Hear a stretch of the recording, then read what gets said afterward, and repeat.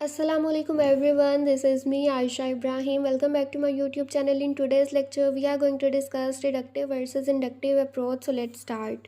अच्छा, सबसे पहले है इंडक्टिव। ये जो वर्ड इंडक्टिव है ये इंड्यूस से लिया गया है, जो फर्दर एक लैटिन वर्ड से डिराइव किया गया है जिसका मतलब होता है टू लीड और ब्रिंग इन।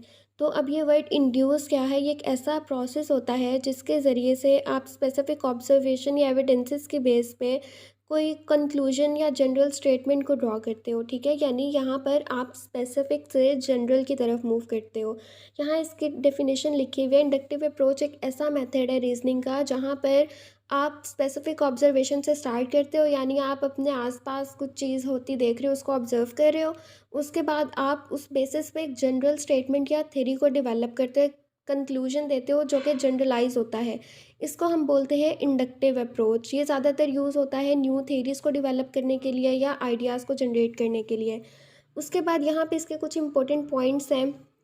फर्स्ट है it's a bottom up approach. Bottom up approach का ये मतलब होता है जो बॉटम से अप की तरफ मूव करता है, यानी ये स्पेसिफिक से जनरल की तरफ मूव करता है। फॉर एग्जांपल, आप देखते हो कि जो न्यू बॉर्न बेबी है वो अपनी मदर को बहुत तंग करता है। ठीक है, अब आपने एक मदर देखी, फिर दूसरी देखी, तीसरी देखी, उसके बाद आप एक जनरल स्टेटमेंट दे देते हो कि जितने भी न्यू बॉर्न बेबीज़ होते हैं वो अपनी मदर्स को तंग करते हैं। ठीक है, ये आपने एक स्पेसिफिक ऑब्जर्वेशन की बेसिस पे एक जनरल स्टेटमेंट दे दी जो कि गलत भी हो सकती है।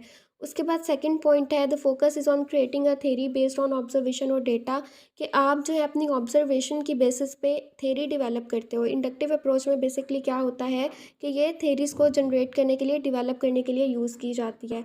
उसके बाद थर्ड पॉइंट है it involves identifying pattern and regularities in the data before forming generalisation. अच्छा, अब इसका क्या मतलब है कि इस अप्रोच में ये होता है कि रिसर्चर जो है वो पहले ऑब्ज़र्व करता है, फिर डेटा कलेक्ट करता है। अब उसने किसी तरीके के पैटर्न्स को ऑब्ज़र्व किया हुआ होता है जिसकी बेसिस पे वो जनरल स्टेटमेंट देता है।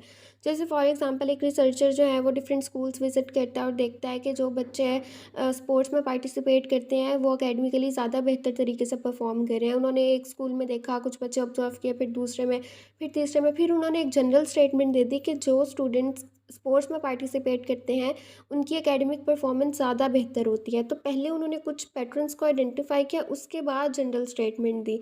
तो ये थर्ड पॉइंट में कह रहे हैं कि पहले पैटर्न्स को आप आइडेंटिफाई करते हो और उसके बाद जो है उसको जनरलाइज करते हो। फोर्थ पॉइंट है it is typically used in qualitative research. Qualitative research basically क्या है? ये नॉन न्यूमेरिकल डेटा इसमें होता है जिसमें आप लोगों के ओपिनियंस, उनके पर्सपेक्टिव्स, उनके बिहेवियर वगैरह को समझने की कोशिश करते हो। यहाँ पे न्यूमेरिकल डेटा इन्वॉल्व नहीं होता। इसके बाद नेक्स्ट पॉइंट है it allows for flexibility and adaptability in research. Research में फ्लेक्सिबिलिटी का मतलब ये है कि न्यू इन्फॉर्मेशन के आने पर आप अप्रोच में चेंजेस वगैरह कर सकते हो। ये ओपन होता है, रिजिड नहीं होता। जैसे अगर एक रिसर्चर सर्च कर रहा है मेंटल हेल्थ और एक्सरसाइज के दरमियान के रिलेशनशिप पे, कि वो कहता है कि जितनी ज़्यादा आप एक्सरसाइज करोगे उतना ज़्यादा आपका स्ट्रेस कम होगा। लेकिन कुछ केसेस में उनको पता चलता है कि कुछ जो हैं पार्टिसिपेंट्स या कुछ लोग जितनी ज़्यादा एक्सरसाइज करते हैं उनका स्ट्रेस लेवल उससे बढ़ना भी शुरू हो जाता है। तो इस इंफॉर्मेशन के आने के बाद वो अपने हाइपोथेसिस को चेंज कर लेंगे। तो ये होता है कि वे फ्लेक्सिबिलिटी और अडेप्टेबिलिटी है इस रिसर्च में। Next step process. प्रोसेस में हम पहले इसके डायग्राम से समझते हैं। इंडक्टिव रीजनिंग में क्या होता है कि सबसे पहले आप ऑब्जर्व करते हो, यानी आपने अपने आसपास कोई चीज़ को ऑब्जर्व किया, उसके बाद आप उसका एनालिसिस करते हो। उस एनालिसिस के बेसिस पे फिर आप थ्योरी डेवलप करते हो। यहाँ पे अब जैसे है कि स्टार्ट कहाँ से होगा? स्पेसिफिक ऑब्जर्वेशन की बेसिस पे।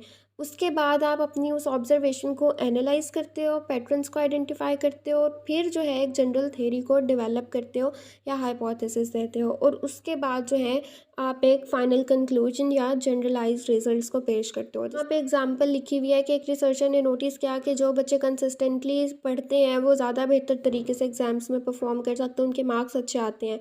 तो इस ऑब्जर्वेशन के बेसिस पे रिसर्चर ने एक थ्योरी को डेवलप कर दिया जिसमें उन्होंने कहा कि study time leads to better academic performance, कि जितना ज़्यादा टाइम आप दोगे उतने ज़्यादा आपकी एकेडमिक परफॉर्मेंस बेहतर होगी।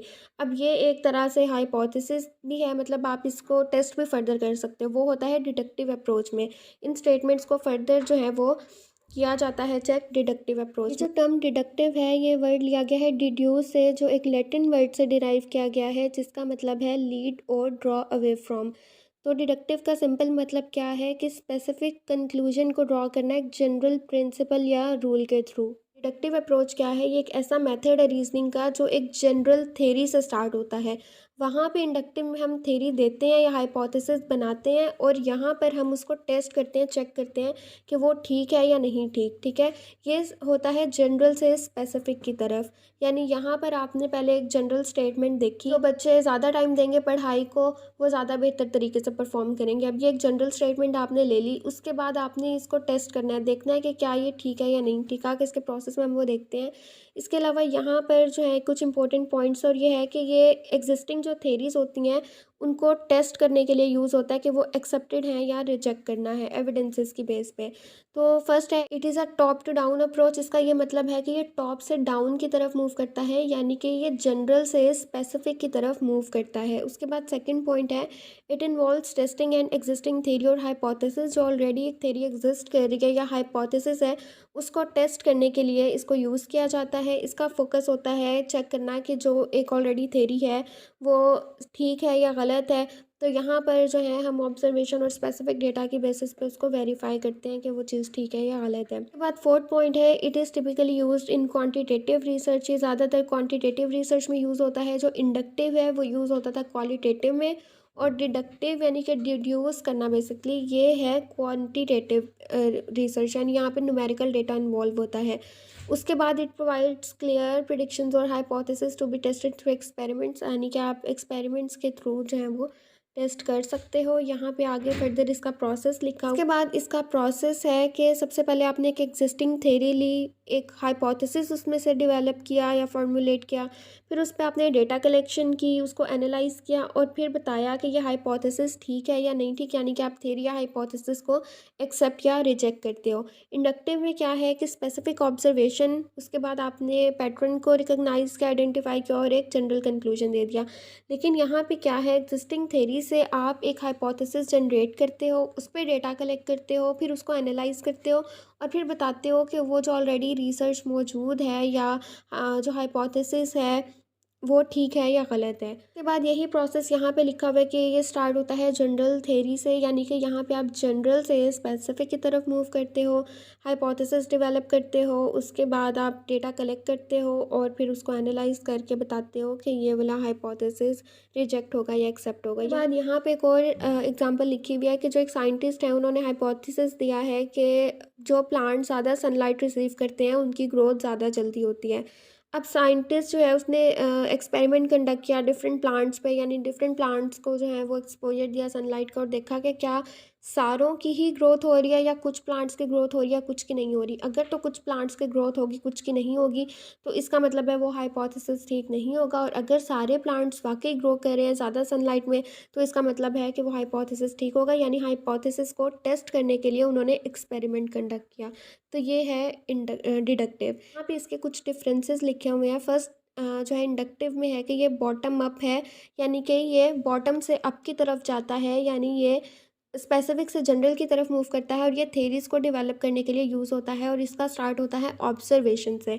उसके बाद डिडक्टिव जो है ये टॉप टू डाउन अप्रोच है, यानी कि ये जनरल से स्पेसिफिक की तरफ मूव करती है। इसमें आप जो एग्जिस्टिंग थेरीज हैं या जो हाइपोथेसिस है उसको टेस्ट करने के लिए यूज़ करते हो। सेकेंड है जनरेट न्यू थेरीज और आइडियाज़। इंडक्टिव अप्रोच को आप यूज़ करते हो न्यू थेरीज और आइडियाज़ को डिवेलप करने के लिए, जबकि डिडक्टिव यूज़ होती है ऑलरेडी जो मौजूद हैं उनको टेस्ट करने के लिए। उसके बाद थर्ड पॉइंट है स्टार्ट विद स्पेसिफिक ऑब्जर्वेशन, यानी कि ये ऑब्जर्वेशन से स्टार्ट होती है और फिर आप एनालिसिस करते हो और फिर जनरल स्टेटमेंट देते हो, और यहाँ पे ये स्टार्ट ही जनरल थेरी या हाइपोथेसिस होता है जिसको आप फर्दर टेस्ट करते हो। उसके बाद ये फ्लेक्सिबल और ओपन एंडेड होता है। जो डिडक्टिव है ये स्ट्रक्चर्ड और फोकस्ड होता है। उसके बाद लास्ट पॉइंट है कि इंडक्टिव जो है ये क्वालिटेटिव होता है और डिडक्टिव जो है ये क्वांटिटेटिव होता है। यानी बेसिकली अगर आपके पास एक फिनोमिना है, ठीक है, एक जनरल स्टेटमेंट है, उसको आप किसी स्पेसिफिक सिचुएशन पे अप्लाई कर रहे हो तो वो हो जाता है जनरल से स्पेसिफिक और वो होता है डिडक्टिव। और अगर आपने एक स्पेसिफिक ऑब्जर्वेशन की बेसिस पे एक जनरल स्टेटमेंट दे दी है तो वो होता है इंडक्टिव। स्पेसिफिक से जनरल की तरफ मूव करना इंडक्टिव कहलाता है और जनरल से स्पेसिफिक की तरफ मूव करना डिडक्टिव कहलाता है। तो ये था आज का लेक्चर। आई होप आज का ये लेक्चर आप लोगों के लिए हेल्पफुल रहा होगा। So don't forget to subscribe my channel, do like comment and share this video. Thank you so much.